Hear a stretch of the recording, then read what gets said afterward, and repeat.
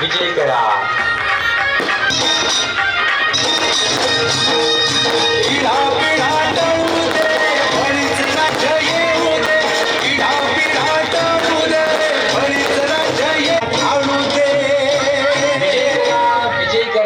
विजय करा.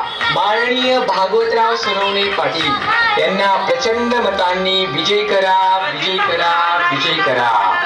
तुमचं आमचं नातं काय. जय जिजाऊ जय शिवराय. एवढ्यात या विधानसभेला नक्की परिवर्तन घडणार. विजय करा. विजय करा. माननीय भागवतराव सोनवणे पाटील यांना प्रचंड मतांनी विजय करा. विजय करा. विजय करा. तुमचं आमचं नातं काय. जय जिजाऊ जय शिवराय. एवढ्यात या विधानसभेला नक्की परिवर्तन घडणार. जनतेचं राज्य येणार. त्यासाठी लक्षात ठेवा क्रमांक 10 या चिन्हासमोरील बटन दाबून माननीय भागवतराव सोनवणे पाटील यांना प्रचंड मतांनी विजय करा. विजय करा.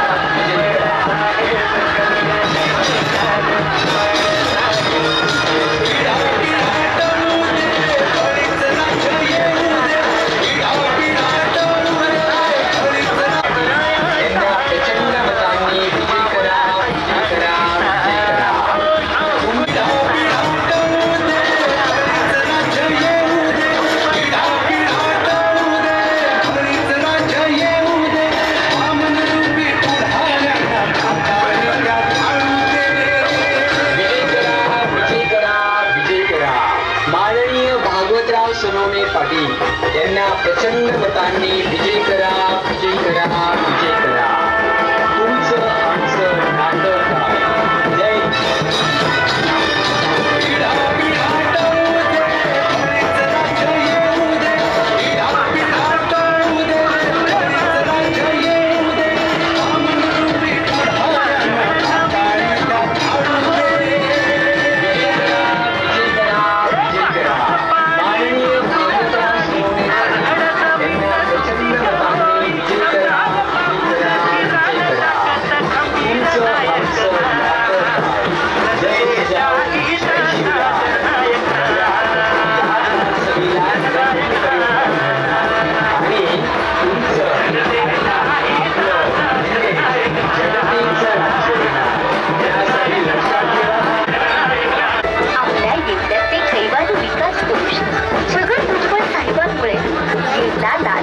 मतदारसंघात तब्बल 1,10,000 महिलांना मिळाला लाडकी बहीण योजनेचा लाभ.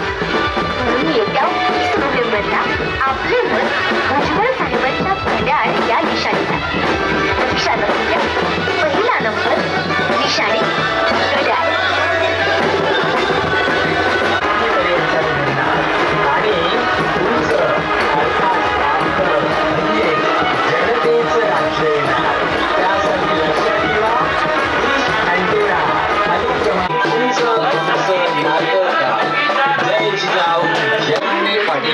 यांना प्रचंड मतांनी विजय करा. विजय करा. विजय करा.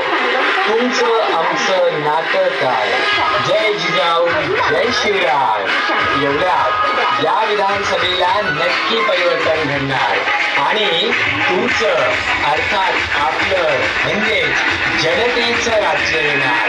त्यासाठी लक्षात ठेवा डिश अँटेना अनुक्रमांक 10 या चिन्हासमोरील बटन दाबून माननीय भागवतराव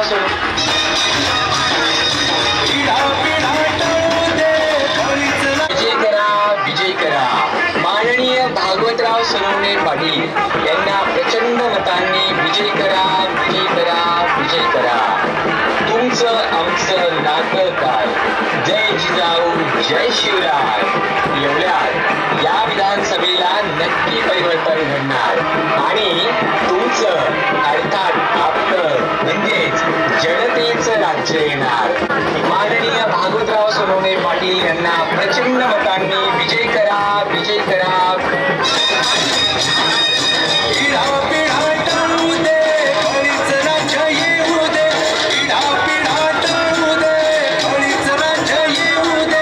वामन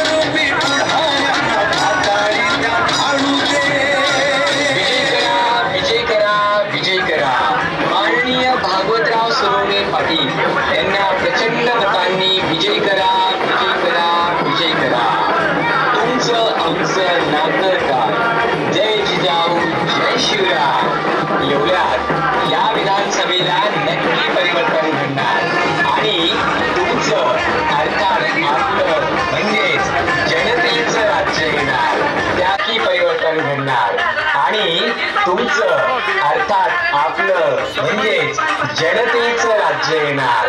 त्यासाठी लक्षात ठेवा, डिश अँटेना अनुक्रमांक 10 या चिन्हासमोरील बटन दाबून माननीय भागवतराव सोनवणे पाटील यांना प्रचंड मतांनी विजय करा, विजय करा, विजय करा. पिढा पिढा टळू दे बळीच राज्य ये. पिढा पिढा टळू दे बळीच राज्य येऊ दे, येऊ दे. पिढा पिढा टळू दे बळीच राज्य येऊ दे. वामन रूपी पुढाऱ्यांना पाताळी त्यात आणू दे. विजय करा, विजय करा, विजय करा. माननीय भागवतराव सोनवणे पाटील यांना प्रचंड मतांनी विजय करा, विजय करा, विजय करा. तुमचं आमचं नातं काय. जय जिजाऊ, जय शिवराय. एवढ्यात या विधानसभेला नक्की परिवर्तन घडणार आणि तुमचं अनुक्रमांक 10 या चिन्हासमोरील बटन दाबून माननीय भागवतराव सोनवणे पाटील यांना प्रचंड मतांनी पिढा पिढा टळू दे बळीच राज्य येऊ दे.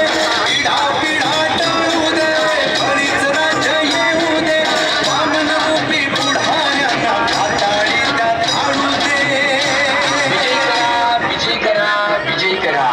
माननीय भागवतराव सोनवणे पाटील यांना प्रचंड मतांनी विजय करा, विजय करा, विजय करा. तुमचं आमचं नातं काय. जय जिजाऊ, जय शिवराय. एवढ्यात या विधानसभेला नक्की परिवर्तन घडणार आणि तुमचं अर्थात आपलं म्हणजेच जनतेचं राज्य येणार. त्यासाठी लक्षात ठेवा, डिश अँटेना पिढा पिढा टळू दे बळीच जनतेचं राज्य येणार. त्यासाठी लक्षात ठेवा, डिश अँटेना अनुक्रमांक 10 या चिन्हासमोरील बटन दाबून माननीय भागवतराव सोनवणे पाटील यांना प्रचंड मतांनी विजय करा, विजय करा, विजय करा. पिढा पिढा टळू दे बळीच राज्य पाताळी त्यात आणू दे. विजय करा, विजय करा, विजय करा. माननीय भागवतराव सोनवणे पाटील यांना प्रचंड मतांनी विजय करा, विजय करा, विजय करा. या आवाजाकडे लक्ष द्या. कृपा करून या आवाजाकडे लक्ष द्या. माझ्या प्रिय मतदार बंधू भगिनींना विनंती करण्यात येत आहे. माननीय भागवत शेली पटांगणावर 0 मिनिटांमध्ये सभा सुरू होत आहे. या सभेचं नियोजन म्हणजे विचाराची सभा. या व्यासपीठावर मुक्त वेगळे व्यासपीठ आहे. ज्यांना मनोगत पूर्ण करायचं असेल, ज्यांना बोलायचं असेल, त्यांना खुलं व्यासपीठ आहे. त्यांनी त्यांचे विचार मांडावा ही सर्वांना विनंती. आपल्या निवेदन सभेचं लगेच सुरू होत आहे. या सभेचे निवेदन चालू आहे आणि आपण या विचाराची सभा ऐकण्याची कृपा करावी. सभा आहे माननीय भागवतराव पाटील सोनवणे. सेंटर का तो सेंटर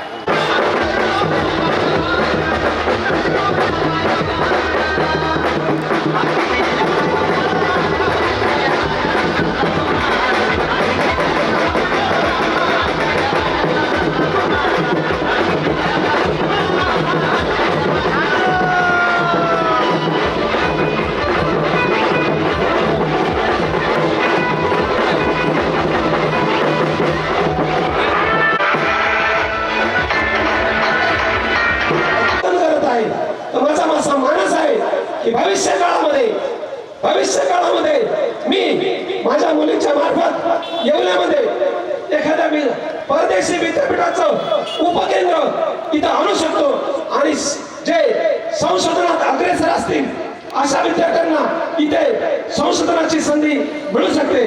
त्यासाठी प्रगत राष्ट्रातील विद्यापीठातील अभ्यासक्रमांचा तुलनात्मक अभ्यास करून मी इथल्या हुशार विद्यार्थ्यांना न्याय देऊ शकतो.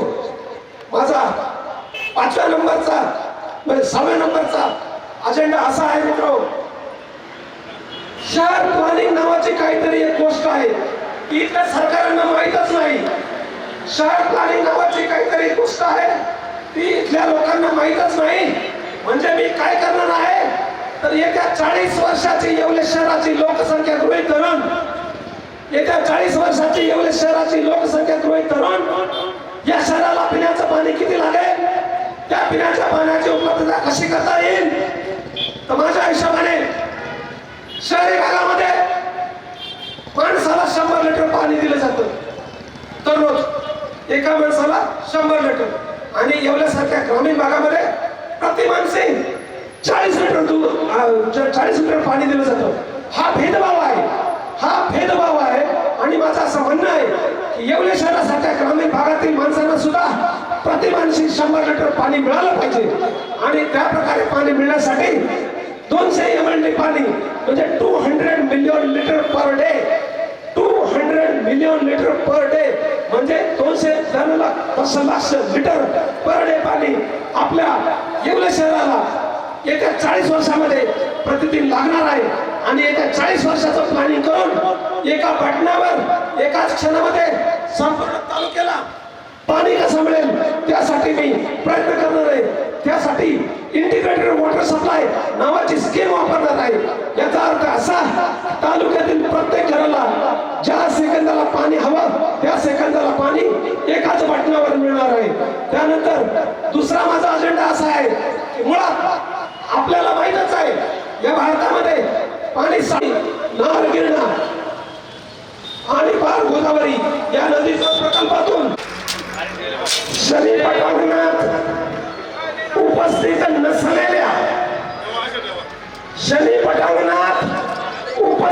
नसलेल्या येवला लसलगाव विधानसभा मतदारसंघातील 3,26,746 मतदारांना माझा म्हणजे भागवतराव सोनवणे पाटील यांचा मानाचा मुद्रा. ही जगातील पहिली सभा आहे, ही जगातील पहिली सभा आहे जिथे फक्त वक्ता बोलतोय. ही जगातील पहिली सभा आहे जिथे फक्त वक्ता बोलतोय आणि समोर श्रोता नाहीये. कारण तुम्हाला माहितच आहे की आपल्या भारताचं राजकारण किती गलिच्छ झालेलं आहे. अहो जी समोर आपण जे जनता आलेली बघतो ती कशी असते ते तुम्हाला मला वेगळं सांगायची गरज नाही. तोच प्रयोग मलाही करता आला असता.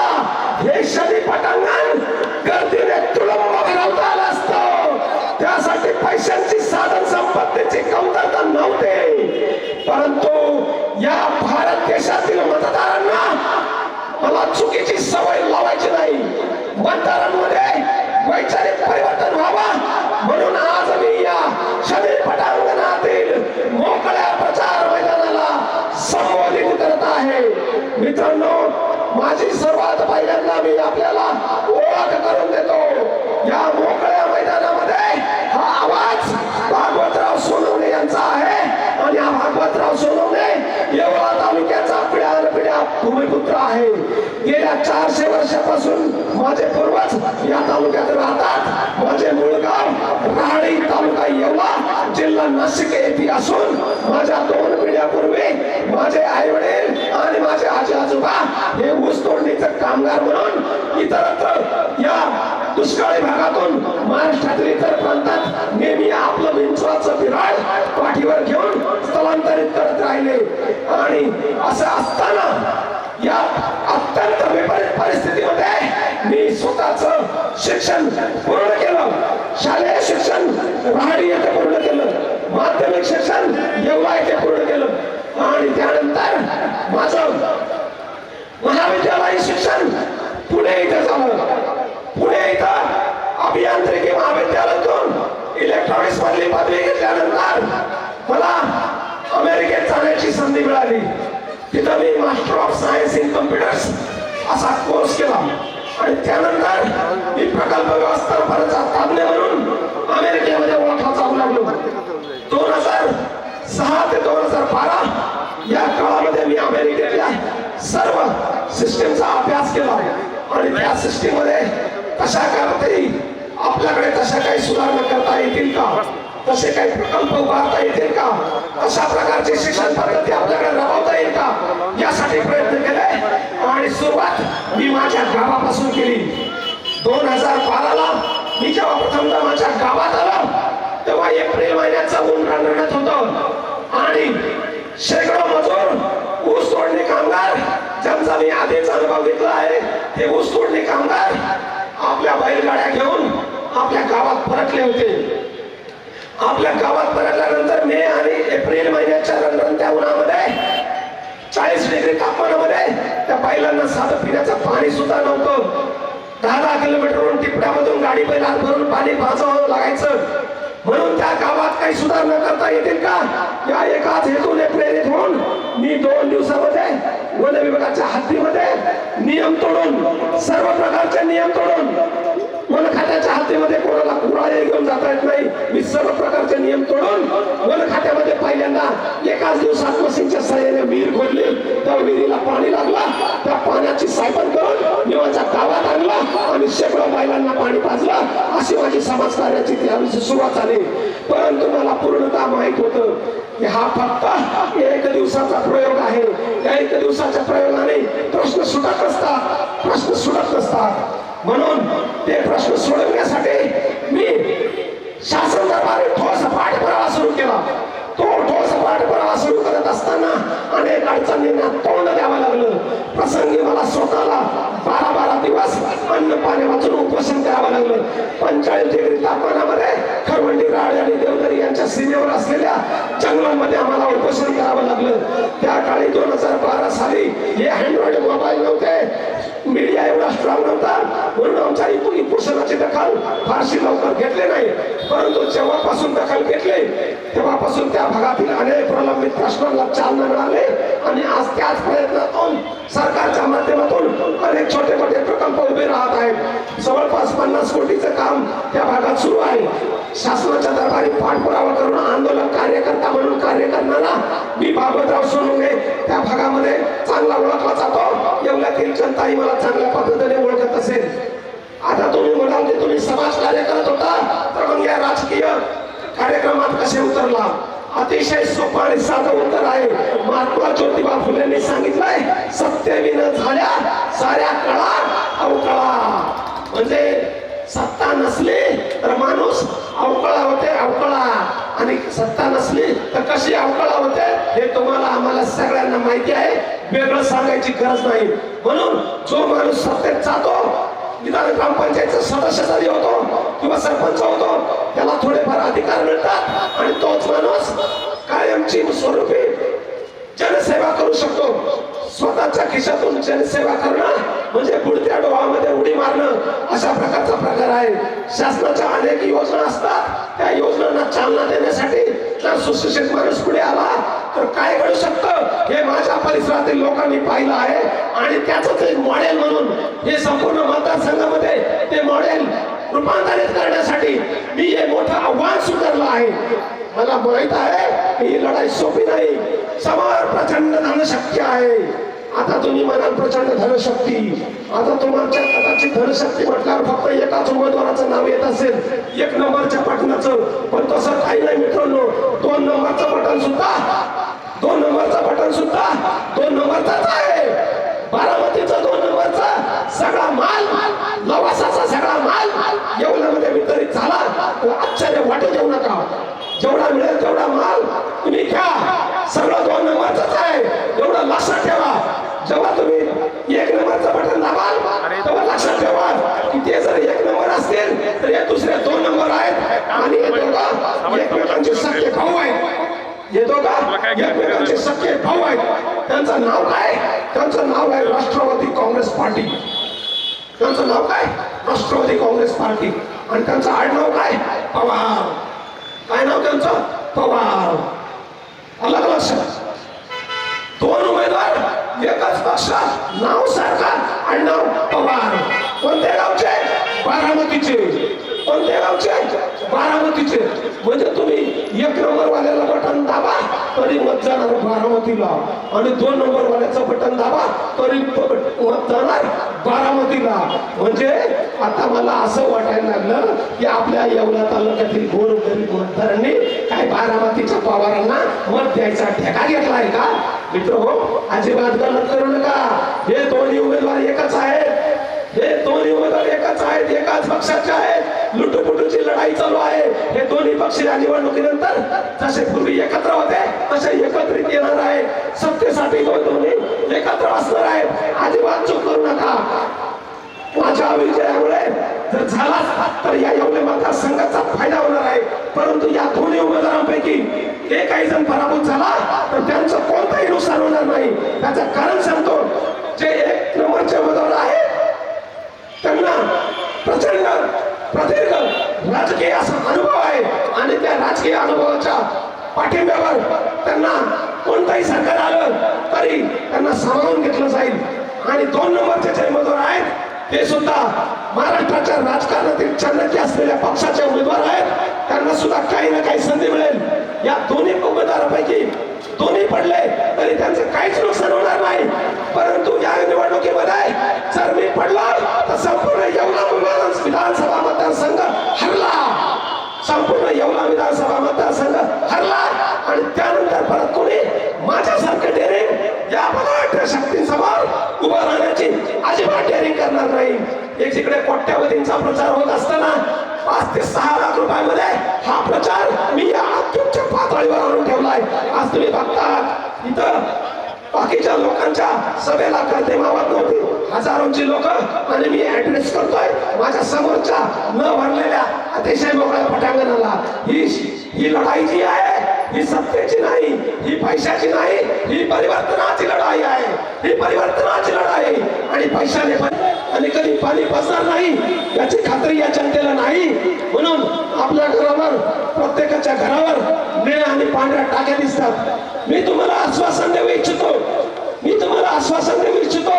इंटिग्रेटेड वॉटर सप्लाय जेव्हा आपण सुरू करू त्यावेळेस येवले शहरातील एकाही माणसाला त्याच्या घरावर निळी आणि पांढरी टाकी ठेवण्याची गरज पडणार नाही.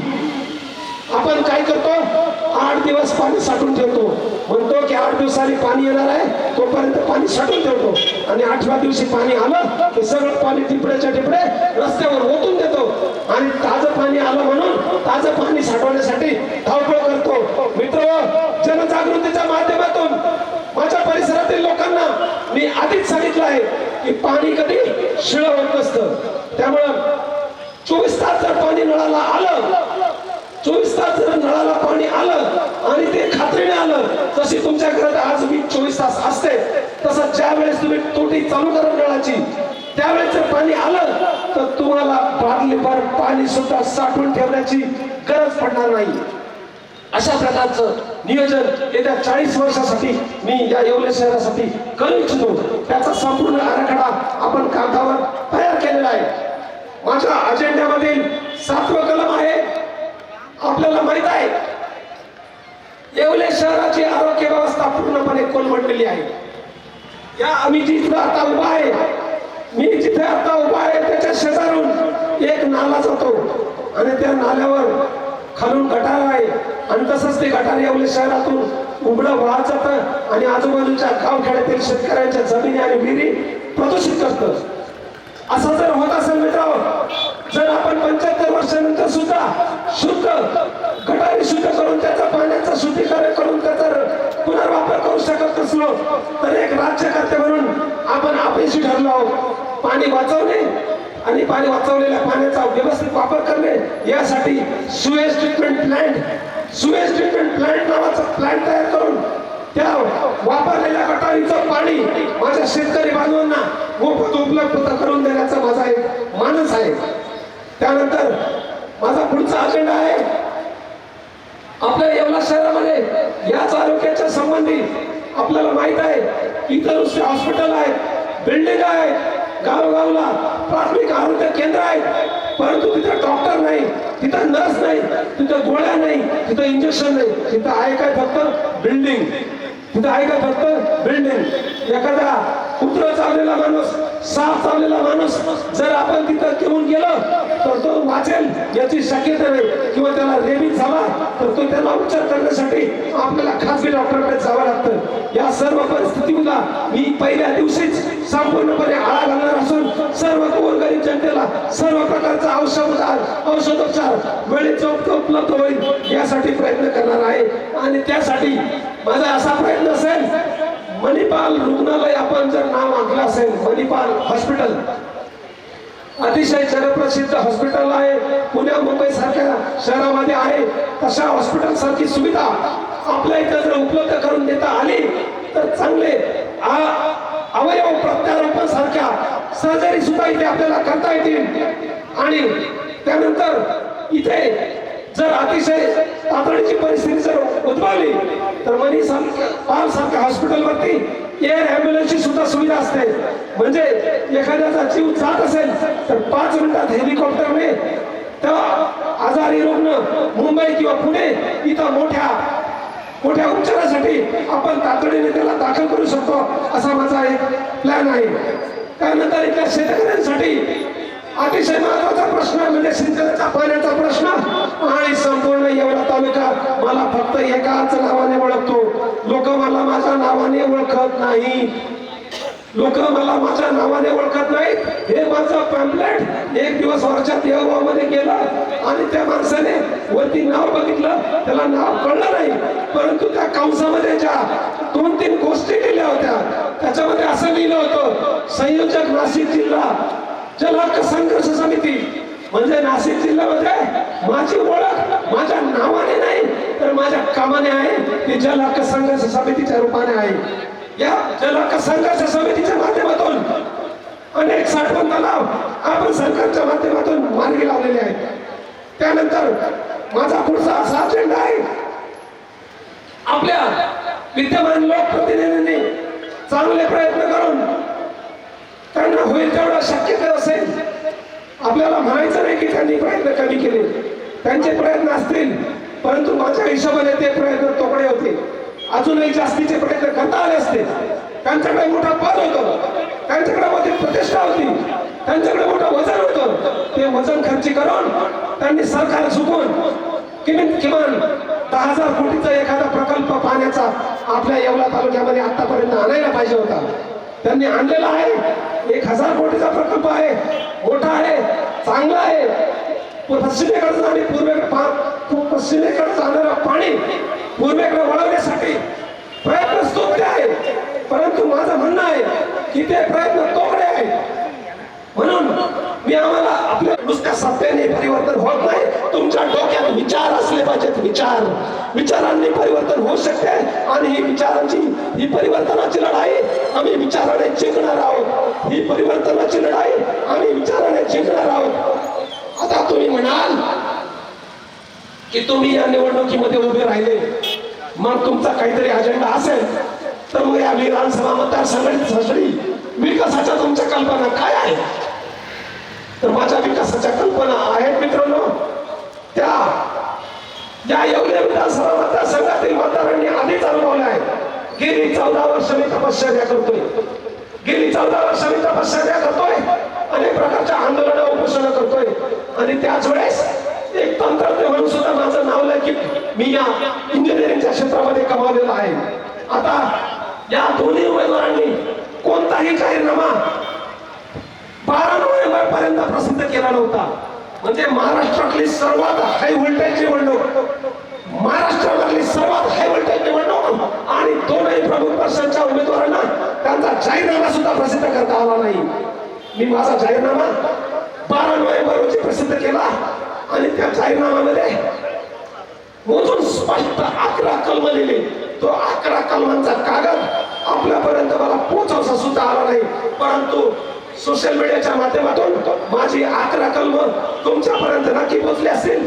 त्याचा मी 11 कलमाचा थोडक्यात उहापोह करणार आहे. तर मित्रांनो, ही निवडणूक गेल्या अनेक वर्षामध्ये मी तर म्हणेन स्वातंत्र्यानंतर अनेक वर्षानंतर ज्या निवडणुका झाल्या त्या निवडणुकांपेक्षा वेगळी आहे, अतिशय वेगळी आहे. आपण बघतो टोकाचं सामाजिक ध्रुवीकरण झाले आहे, टोकाचा जातीयवाद वळवलेला आहे. एका बाजूला एका जातीचा द्वेष करायचा, दुसऱ्या बाजूला व्यक्तिद्वेष करायचा, असा दोन्ही बाजूंनी प्रचंड जातीद्वेष आणि व्यक्तिद्वेष सुरू आहे. आपल्याला हे सर्व थांबवायचं आहे. या निवडणुकीनंतर आपल्याला या येवले तालुक्यातून सर्व प्रकारचा जातीयवाद दोन्ही बाजूचा सर्व प्रकारचा व्यक्तिद्वेष दोन्ही बाजूचा तो संपवायचा आहे आणि तो संपवण्याचा एकमेव मार्ग आहे. मी तुम्हाला आता सांगितलं. चल पहिल्या क्रमांकाचं बटन निवडून आला तर लोक म्हणतील मराठ्यांची कशी ठासली, लोक म्हणतील मराठ्यांची कशी ठासली.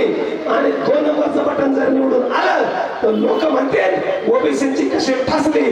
म्हणजे सगळ्या महाराष्ट्रात एक तर ओबीसी नाराज होईल नाही तर मराठा नाराज होईल.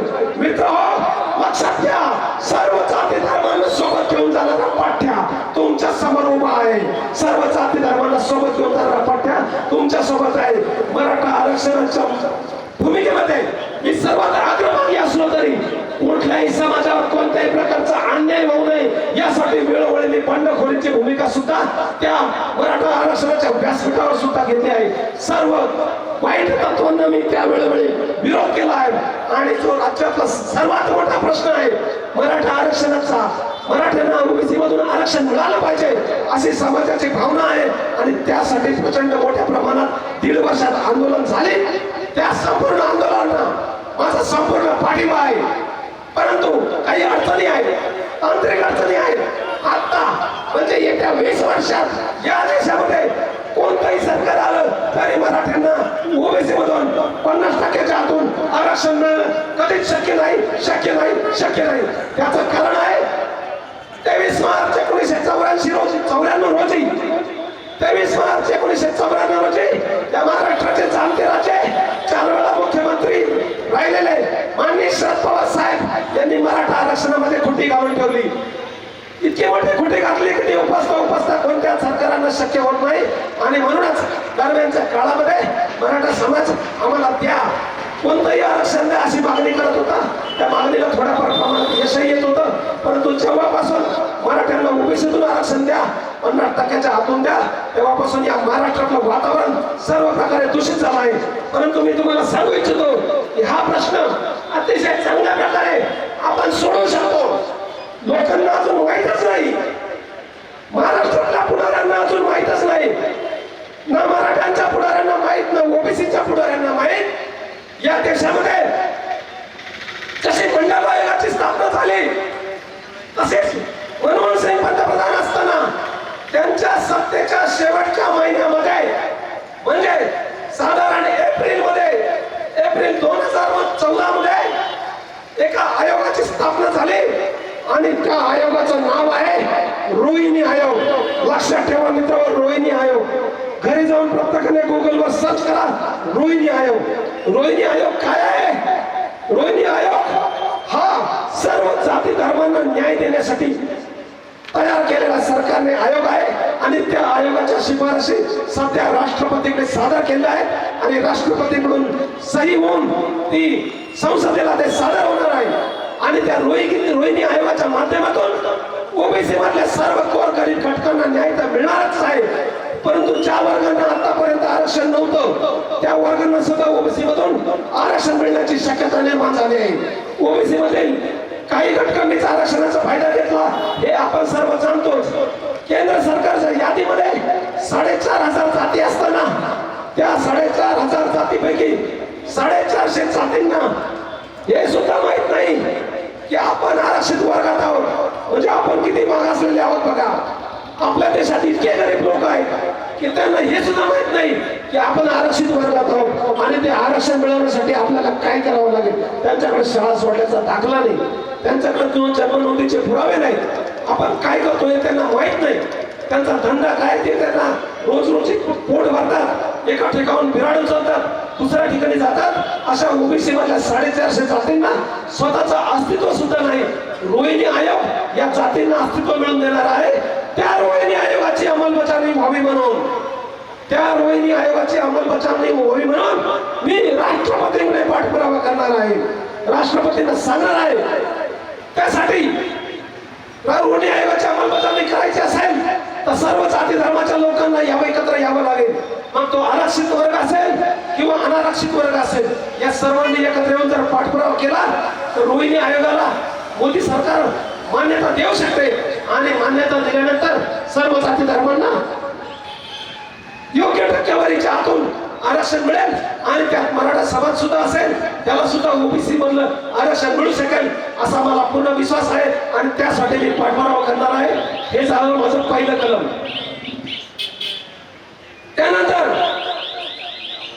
त्यानंतर माझं दुसरं कलम आहे, या देशातील जे मायक्रो ओबीसी आहेत, गोरगरीब आहेत, आपल्या शहरातही अनेक आहेत, त्यांना गुंठावर जमीन नाही हो, त्यांचा गुंठावर जमीन नाही.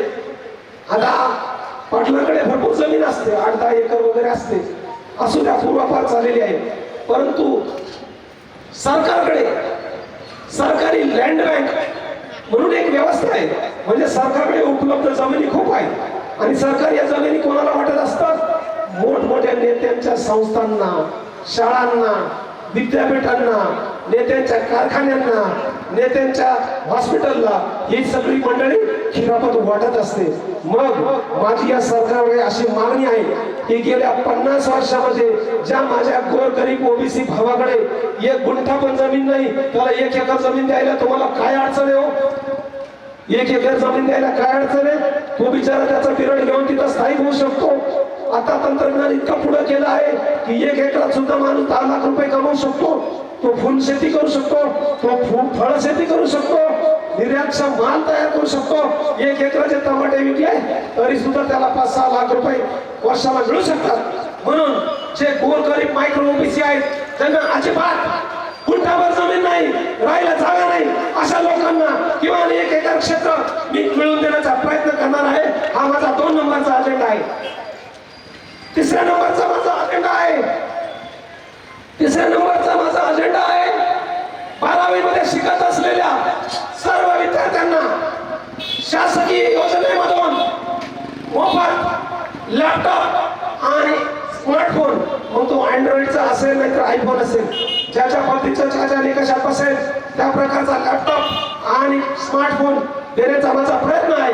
आणि सरकार जर ही माझी सूचना मान्य करत नसेल तर तरी सुद्धा माझ्याकडे पर्याय आहे.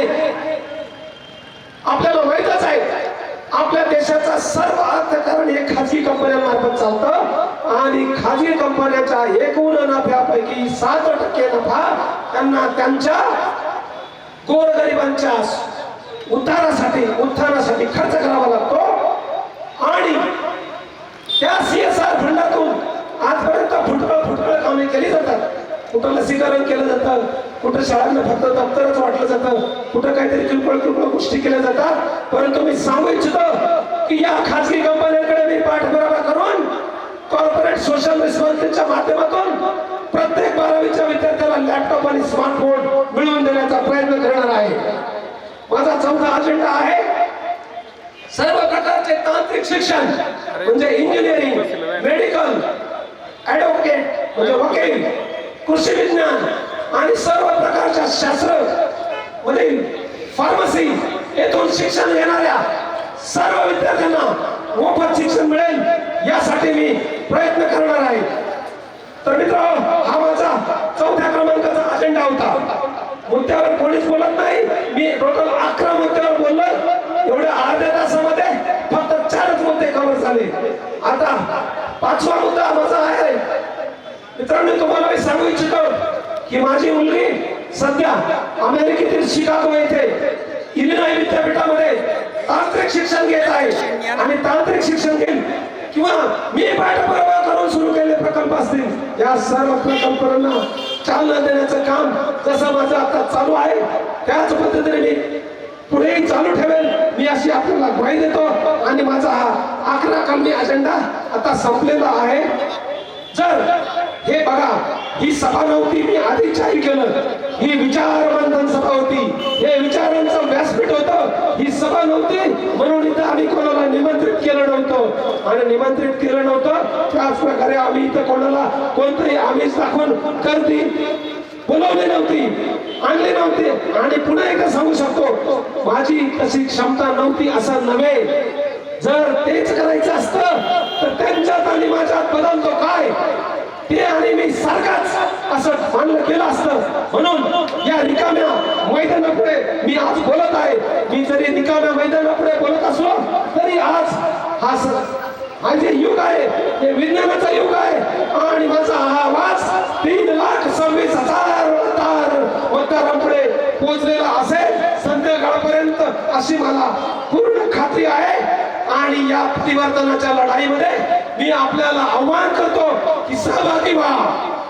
आपल्याला ओबीसींना हरवायचं नाही, आपल्याला ओबीसींना हरवायचं नाही, आपल्याला मराठ्यांची जिरवायची नाही, आपल्याला मराठ्यांची जिरवायची नाही, आपल्याला हिंदूंची जिरवायची नाही, आपल्याला मुस्लिमांची जिरवायची नाही, आपल्याला कटेंगे बी नाही व्हायचं, आपल्याला बटेंगे बी नाही व्हायचं, आपल्याला झुटेंगे व्हायचंय, लढेंगे व्हायचंय, जितेंगे व्हायचंय. आणि मी काय देतो, जर मी निवडून आलो तर हे जे 5-6 आणि 11 कलम मी तुम्हाला सांगितले हे सगळे कलम मी अंमलात आणल्याशिवाय राहणार नाही. त्याच्याही पुढची सांगतो मित्र, त्याच्याही पुढची गोष्ट सांगतो. आज 5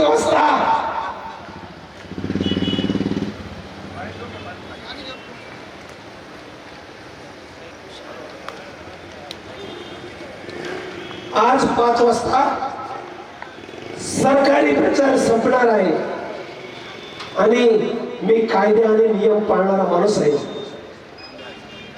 माझा सुद्धा प्रचार आज 5 वाजता संपणार आहे मतदार बंधू भगिनींनो. आणि त्या लोकांचा प्रचार 5 वाजता सुरू होणार आहे. तो कसा होणार आहे ते मी तुम्हाला वेगळं सांगायची गरज नाही. त्यांनाही रात्रभर झोपा नाही, तुम्हालाही रात्रभर झोपा नाही. हा गेला का तो आला, तो गेला का हा आला, वेगळं काही सांगायची गरज नाही. मित्र हो, माझा प्रचार संपलेला आहे. माझं बजेट फक्त 5 लाख रुपये. त्या 5 लाख रुपयामध्ये मी इथपर्यंत ओढत कसं तरी आणलं. माझ्या काही मित्रांनी मला 2 लाख रुपये अजून दिले. ते म्हणले तू बाबा तुझं खूप चांगलं चाललंय, तुझ्या नावाची चर्चा संपूर्ण मतदारसंघातच नव्हे तर महाराष्ट्रात आहे. तर महाराष्ट्रात जर तुझी चर्चा असेल तर तू फक्त पैशासाठी थांबू नको. माझ्या 2 मित्रांनी मला 1-1 लाख रुपये उसने दिले आणि मी शेवटचे 2 दिवस प्रचार करू शकलो आणि त्याने ते 2 लाख रुपये दिल्यामुळेच मी छोटीशी सभा आयोजित करू शकलो.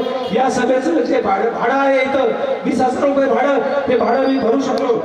आणि त्याच्या पुढची गोष्ट सांगतो की 5 वाजेनंतरचा जो प्रचार सुरू होणार आहे त्यांचा तुम्हाला कोणत्या अर्थाने घ्यायचा त्या अर्थाने घ्या.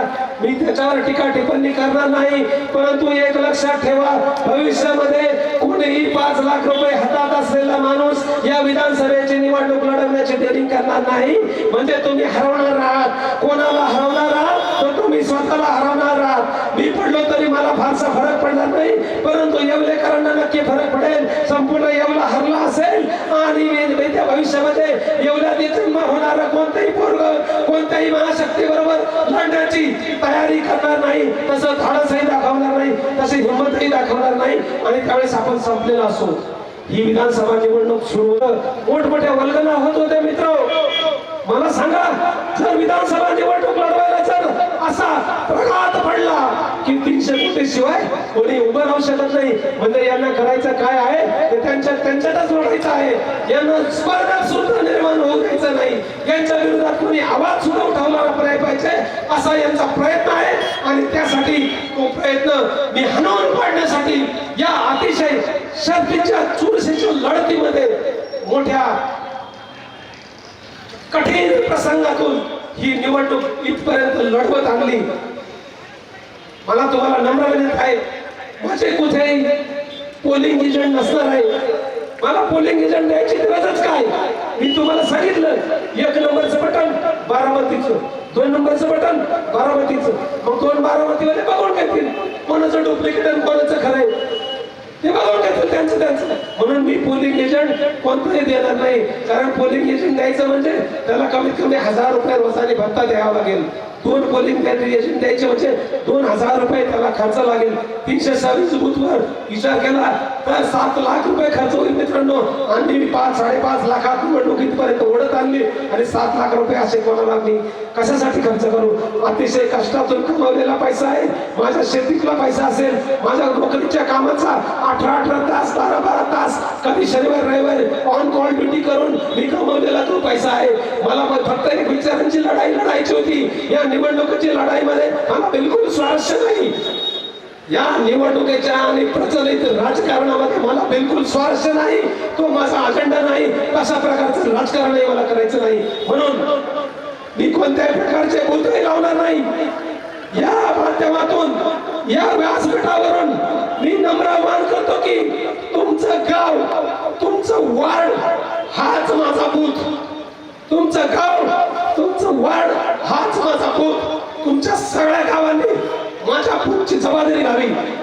ज्या गावातील प्रत्येक तरुणाने माझा बूथ लावावा आणि त्यांनी सांगावं की आम्ही एका अशा तरुणासाठी बूथ लावतोय जो ध्येय वेळा आहे, जो आम्हाला 5 रुपये पण देणार नाहीये, पण आम्ही त्याचा बूथ लावणार आहोत. असे जे कोण बूथ लावतील त्या तरुणांच्या पाठीमागे येत्या भविष्यामध्ये मी सर्व प्रकारची साथ देईन याची ग्वाही देतो.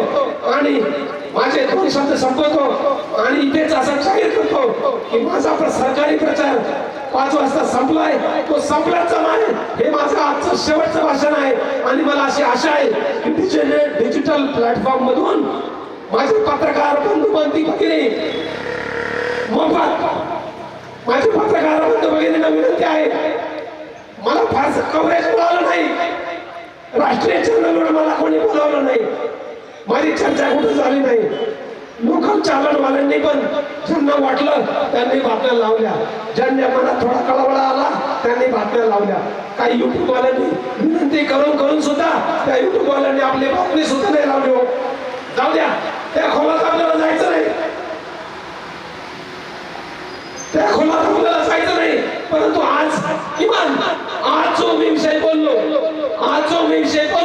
तो कमीत कमी डिजिटल माध्यमातून आपल्या येवला लासलगाव विधानसभा मतदारसंघामध्ये सर्व चॅनलचे पत्रकार आणि प्रिंट मीडियाचे पत्रकार मी कोणत्या शर्तीने लढलो हे दाखवतील, जगाला ओळख सांगतील आणि तेच माझे प्रचारक असतील अशी मी ग्वाही देतो.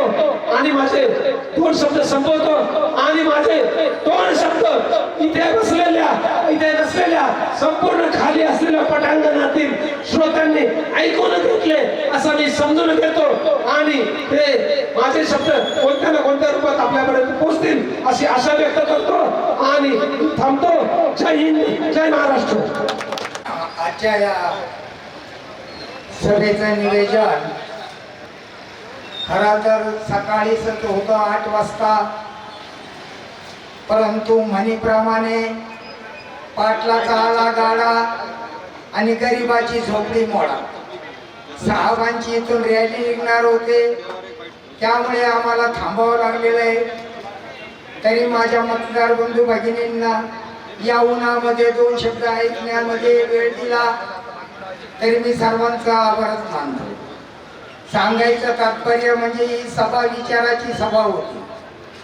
या सभेचं नियोजन आपल्याला परराष्ट्रातून शिक्षण घेऊन आलेले जे आमचे माननीय भागवतराव सोनवणे साहेब यांनी आपल्याला मार्गदर्शन तर केलेलंच आहे.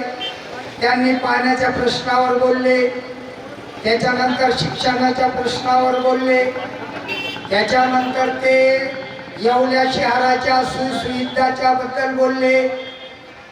सर्व काही त्यांनी त्यांचा जाहीरनामा या ठिकाणी प्रकट केलेला आहे. त्यांच्या जाहीरनाम्यामध्ये जी काही माहिती दिली ती आपण ध्यानात घ्यावा आणि त्या पद्धतीने साहेबाला चांगल्या प्रकारे मदत करावी. दुसरा प्रश्न असा की आपल्या मतदारसंघामध्ये या ठिकाणी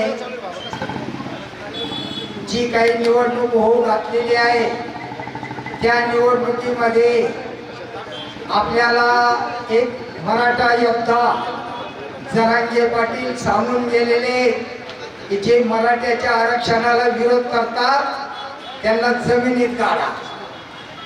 विचार करा मतदार बंधू भगिनींनो की आपल्याला मराठा आरक्षणाला कोणी विरोध केला. पहिला प्रथम मी सांगेन 1994 ला शरदचंद्रजी पवार यांनीच विरोध केला. यांनी 50% पर्यंत आरक्षण पोच करून दिलं. त्याच वेळेस आरक्षणाचा पोपट मिळाला.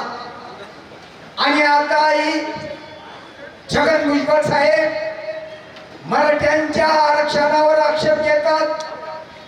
त्यांच्याकडून मी रद्द करा म्हणतात, याची सर्व मतदार बंधू भगिनींना नोंद घ्यायला पाहिजे आवर्जून. मी सगळ्यांना विनंती करू इच्छितो, हे दोन्ही उमेदवार एकाच घरातले आहे. एक शरदचंद्रजी पवार, दुसरे अजितदादा पवार. मतदारांनी याच्यावर विचार केला पाहिजे. आपलं मत घड्याळाला मारलं तरी तुतरीला गेलं आणि तुतरीला मारलं तरी घड्याळाला गेलं.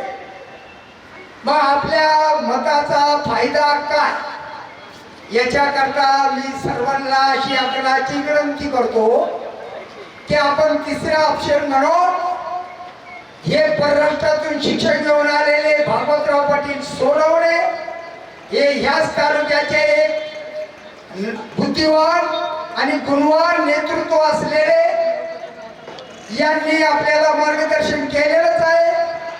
त्यांच्याबद्दल आता ज्यादा बोलण्याची मला गरज राहिलेली नाहीये. मी सर्वांना एकच सांगू इच्छितो, तर अशा नेतृत्वाला आपण साथ देणं म्हणजे पुण्याचं काम करताय. पैशावाला धनाढ्य हे लोक आपल्या घरामध्ये सत्ता मागण्याचा, सत्ता खेचून आणण्याचा प्रयत्न करतात. गरिबाचा वरमुंडका निघून नेण्याची त्यांची इच्छा नाहीये. 100, 200, 300 कोट खर्च करून विलक्षण लढवण्याची त्यांची उमेद दाखवतात. मग गरिबाने या बाबासाहेब आंबेडकरांच्या घटनेनुसार विलक्षण राजकारण आणि जनतेची सेवा करू नये का? या पैशाच्या धाकाने गरिबाने कधीही या क्षेत्रात येऊ नये का?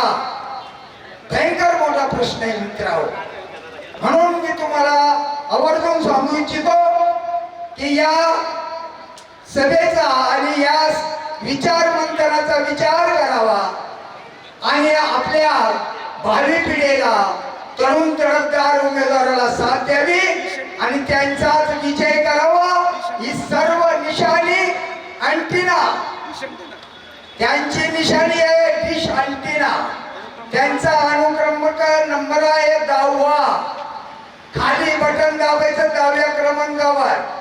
1 नंबरला जर दाबलं तर ते बारामतीला जाईल, दुसरा दाबलं तरी बारामतीला जाईल. एवढ्या करता काय? हा विचार येवल्याकरांच्या मतदारांनी विचार केला पाहिजे. आणि मी सर्वांना आवर्जून सांगतो की नंबर अनुक्रमांक नंबर 10वा डिश अँटिना भागवतराव पाटील सोनवणे हे तरुण तडफदार उमेदवार असून हे बुद्धिवान आहे. आपल्याला बुद्धीची गरज आहे, पैशाची नाही. पैशाने राजकारण किंवा विकास होत नाही.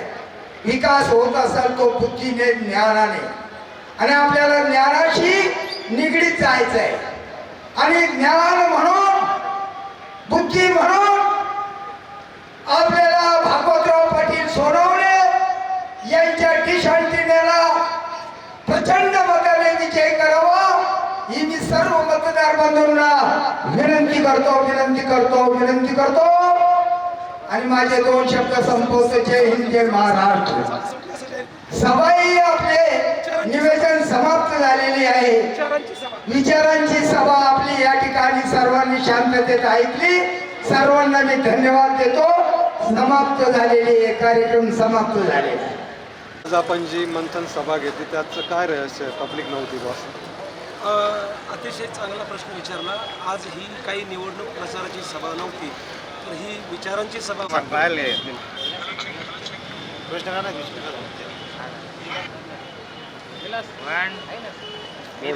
मोबाईल आहे का रे? 2 मिनिटं. एक जर श्रोता आणायचा असेल आजच्या प्रचलित पद्धतीमध्ये, किमान त्याला 1000 रुपये, त्याला रोज त्याची रोजीरोटी, त्याचा भत्ता, त्याचं जेवण खाणं, त्याचं येणं जाणं असं करावं लागतं. एक गाडी जर आली 10 माणसं असली त्याला 10,000 रुपये खर्च येतो. तेव्हा माणसं 50,000 लोक इथं आणतात.